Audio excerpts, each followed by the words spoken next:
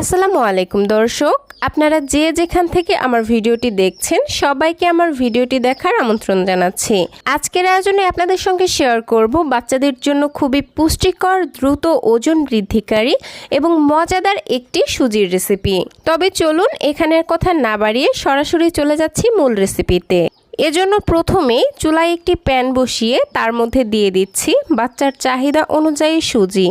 আমি এখানে ঘরে তৈরি সুজি নিয়ে নিচ্ছি, আপনারা বাচ্চাকে যে সুজি খাওয়ান এখানে সেই সুজিটাই নিয়ে নেবেন।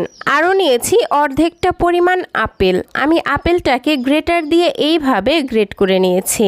আপনারা চাইলে ছুরি দিয়ে ছোট ছোট টুকরা করে কেটেও নিতে পারেন। এখন যারা 1 বছরের কম বয়সী বাচ্চাদের জন্য সুজিটা রান্না করবেন তারা এখানে 1 কাপ পরিমাণ পানি দিয়ে দিবেন। আর যারা 1 বছরের বড় বাচ্চাদের জন্য রান্না করবেন তারা এখানে পানি না দিয়ে 1 কাপ পরিমাণ গরুর দুধ ব্যবহার করবেন।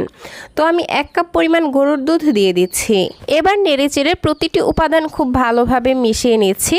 আর চুলার আঁচ মিডিয়াম এবং লোয়ের মাঝামাঝি রেখে ঘন ঘন নেড়েচেড়ে এই সুজিগুলোকে খুব ভালোভাবে সেদ্ধ হওয়া পর্যন্ত রান্না করে নিচ্ছি। দর্শক, আমি যেহেতু এই সুজিটিতে আপেল ব্যবহার করেছি তাই ন্যাচারালি এই সুজিটা অনেকটা মিষ্টি হয়ে গেছে।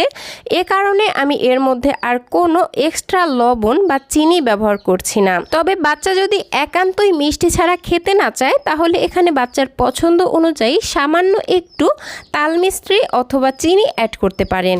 তো যখন সুজিগুলো খুব ভালোভাবে সেদ্ধ হয়ে যাবে আর দুধটাও এরকম ঘন হয়ে আসবে, এই পর্যায়ে দিয়ে দিব 1 চা চামচ পরিমাণ মিক্সড বাদামের গুঁড়া।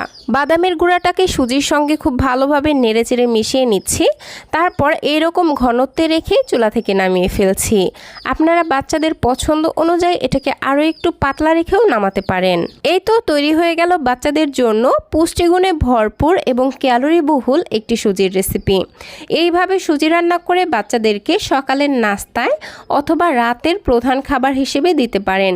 বাচ্চা এখান থেকে পরিপূর্ণ পুষ্টি পাবে এবং তাদের দ্রুত ওজন বৃদ্ধি পাবে।